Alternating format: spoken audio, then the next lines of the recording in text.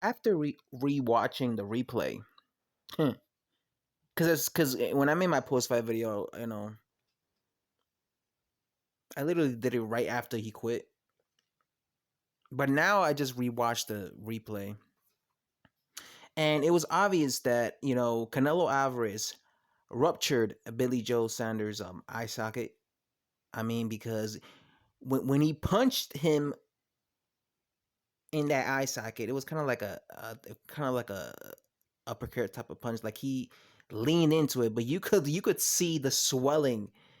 Like you could just see almost like the swelling and the disfigurement in his right eye socket immediately. So it's obvious to me that like he definitely did something to that eye socket.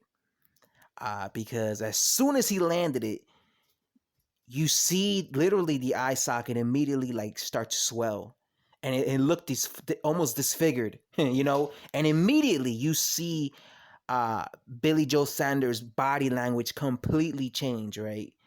Like you could tell, like he could tell something was wrong, something happened, right, to his body that fucked him over basically.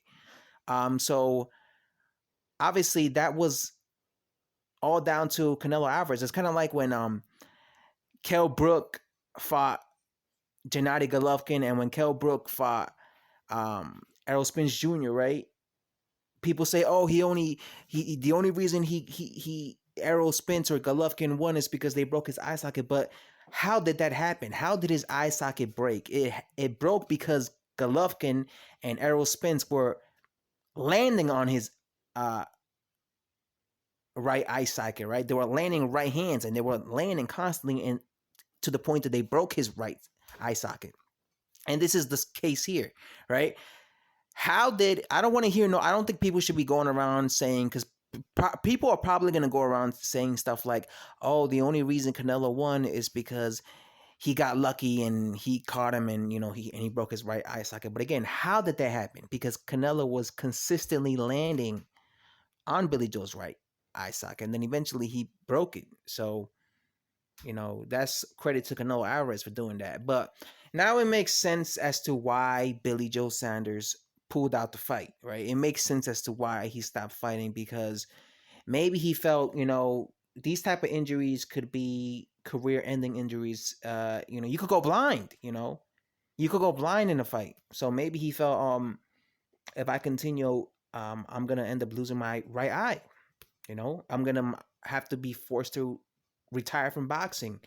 Maybe kind of like when people say that Daniel Dubois he quit because against Joe Joyce because of that eye injury.